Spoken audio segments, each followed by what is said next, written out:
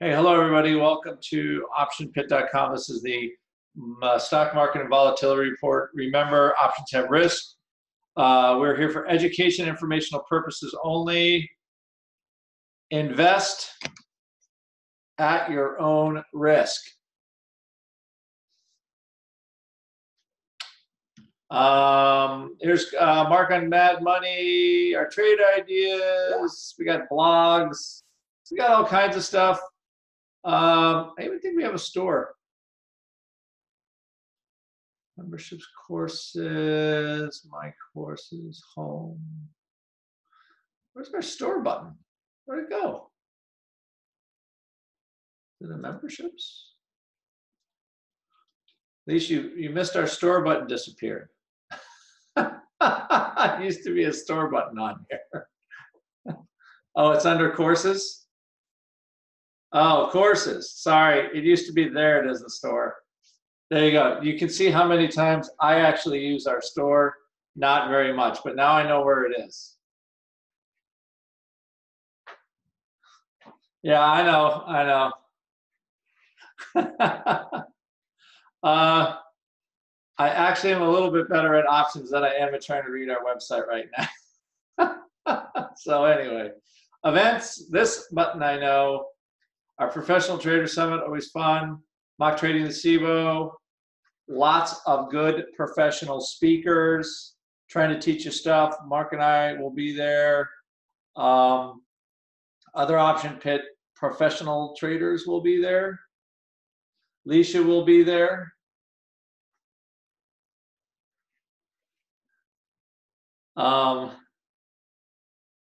So a great event if you want to learn how to trade options from a fundamental point of view, from a volatility point of view, how options work. Get you a better handle on answering questions. It's a great event. Anyway, let's go to the markets today. So what I would say yesterday is, yesterday was one of those days where I'm trying to get rid of, I had some downside, like SPY put spreads and junk like that. And I got rid of some of it, not very much. And leaning on maybe the volatility going down at some point. And we're kind of getting that today. So I think the low since the last cycle was 12. I don't think we've seen any low 12s this cycle. I think the low tick for this cycle was expiration day, actually, when we had that low settle for VIX.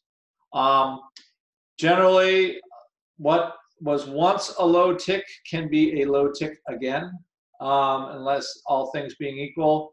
So we could see 12 again. I don't think we see it on Monday. Most of the vol drop here today, there's some weekend effect there because we're going to lose a couple days.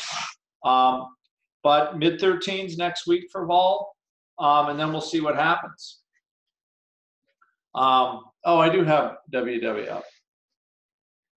This is one of my closet picks. So it's having a good day. Sorry. Let's go to VIX. I wasn't ready to do this today. I have to admit, I was trying to write some stuff up, so I was in my head was another place. So anyway, from a VIX point of view, interesting trade. This is we looked at this earlier in the week, like the June 15 puts at $1.20 with VIX at 13.28. All of a sudden, you're starting to get huge intrinsic value here. I would be happy to do that if Felicia wanted to. The intrinsic value trade in VIX is almost back at $1.70. Maybe buying some cheap upside, 17.25. So basically, you can buy the whole intrinsic value package for VIX for underwater. We're almost right there. We had looked at these in our chat on Wednesday. I think these puts got to $1. So the vol complex is getting inexpensive again relatively quickly. And you could see yesterday, what we did is we got a move in VIX, but it wasn't what I would call, the SPX couldn't sell off. We couldn't even get a 1% sell-off yesterday over the rates aren't going down disappointment. So lingering thing, that's what we've got. As far as all of that, and I don't see much changing there, so we still have that vol somewhere between, I don't know, 12 and 14. And if we do have that, again, the more solid the rate picture is, generally the better we do as far as rally goes. The old high was 20, so we could look at some time spreads in SPX. All of a sudden, we're back to 29.32. I don't know. Do we have any good news for next week that could take us higher? So 29.40 time spreads, we'll look at those in our chat room. Potential here, Amazon's blowing up. We'll look at some upside flies in here. I mean, we're 37 points away from 2,000, so you might as well look at that. And you know, other than that, everywhere just seems like everything's off to the races again. I don't know what else to say.